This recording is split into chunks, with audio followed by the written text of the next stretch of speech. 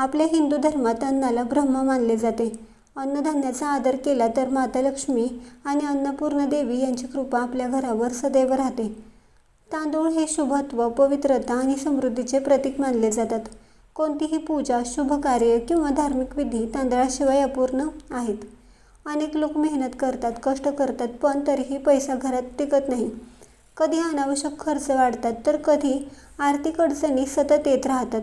अशा वेळी काही उपाय श्रद्धेने केल्यास मनाला सकारात्मकता मिळते आणि शुभ, पवित्र वातावरण निर्माण होते.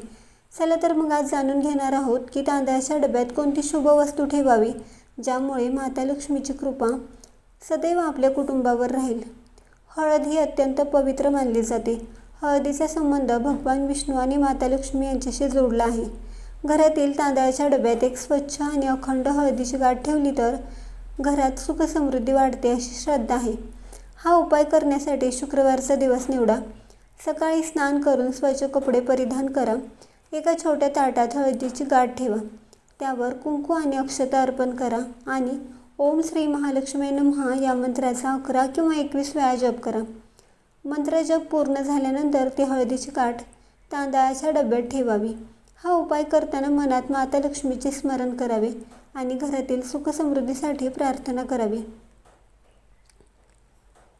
दुसरी वस्तू म्हणजे चांदीचे नाणे. चांदीचे नाणे देखील तांदळाच्या डब्यात ठेवणे शुभ मानले जाते. चांदी ही चंद्राची धातू मानली जाते आणि ती शांतता, स्थैर्य आणि समृद्धीचे प्रतीक आहे. शुक्रवार किंवा पौर्णिमेच्या दिवशी चांदीचे नाणे ठेवून त्याची पूजा करावी. महत्त्वाची गोष्ट म्हणजे तांदळाचा डबा कधीही पूर्ण रिकामा ठेवू नये. अन्नधान्याचा साठा पूर्णपणे संपणे शुभ मानले जात नाही. त्यामुळे डब्यात थोडे तरी तांदूळ नेहमी ठेवावेत. तसेच तांदळाच्या डब्याजवळ स्वच्छता राखणे अत्यंत आवश्यक आहे. ज्या घरात स्वच्छता असते तेथे माता लक्ष्मीचे सदैव वास्तव असते. अनेक घरांमध्ये वाळलेली तुळशीची पाने देखील तांदळात ठेवली जातात. तुळस ही भगवान विष्णूंना प्रिय आहे. तुळशीमुळे घरात सकारात्मक ऊर्जा राहते आणि घरातील वातावरण सात्विक बनते.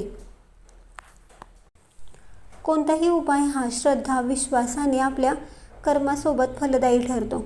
फक्त उपाय करून धनप्राप्तीची अपेक्षा ठेवू नये. त्यासाठी मेहनत, प्रामाणिकपणा आणि योग्य नियोजन यांना देखील खूप महत्त्व आहे. त्यामुळे तुम्हाला हा व्हिडिओ कसा वाटला हे कमेंट्स करून नक्की सांगा. व्हिडिओ आवडला असेल तर लाईक करा, शेअर करा आणि असेच धार्मिक व्हिडिओ बघण्यासाठी आपल्या नित्यभक्ती या चॅनेलला सबस्क्राईब करा.